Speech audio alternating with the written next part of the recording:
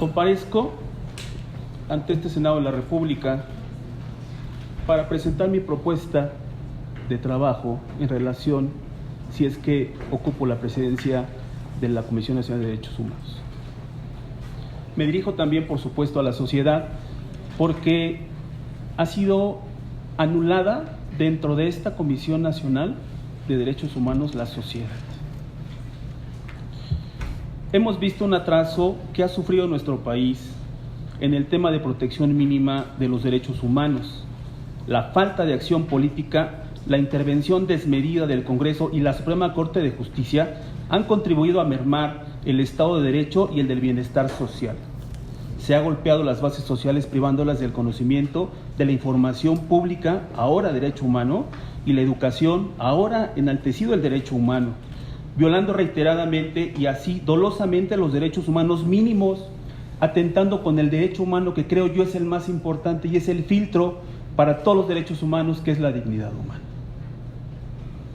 La falta de política se ha traducido en no resarcir de la ignorancia a la población, siendo los encargados, la política, los primeros en olvidar que si el ser humano cambia desde adentro, sus conductas externas también van a cambiar y se va a buscar o se tendrá que minorar la delincuencia. Un ejemplo nada más. La Suprema Corte de Justicia en 2013, el 3 de septiembre, dictó una contradicción de tesis conocida como la 293/2011.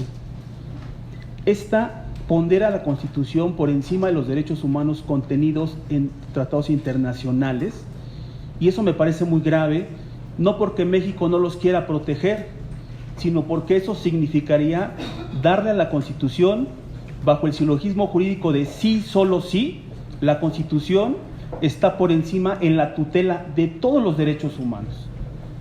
Y eso contravendría el principio lógico de ingresar a la Constitución el 10 de junio del 2011 el catálogo de derechos humanos, sustituyéndolos por las garantías individuales. Ese fue un gran avance. Basta recordar el artículo 1 de la Constitución con garantías individuales que decía: el Estado te las va a otorgar. El ejemplo es muy sencillo y el avance también va implícito. Supongamos que tenemos 100 derechos humanos y la Constitución, cuando eran garantías, te decía: te otorgo 30. Oye, pero el 31 no estaba en la Carta de los Derechos de las Garantías Individuales contenidas en la Constitución. El primer acierto a la reforma del 2011 fue ese, que el Estado te seguía otorgando los 30 derechos humanos, pero además te reconoce los 70 más que están en ámbito convencional. ¿Qué dijo la contradicción de tesis de la que les estoy hablando?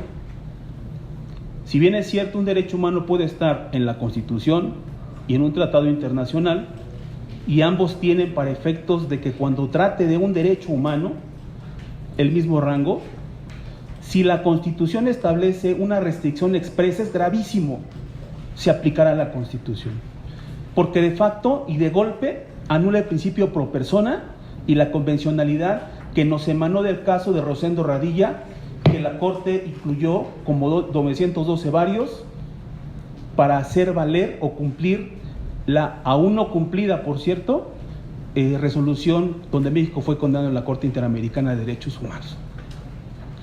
Fíjense hacia dónde va el lineamiento de la política mexicana por el desatendimiento de los derechos humanos por conducto de la CNDH.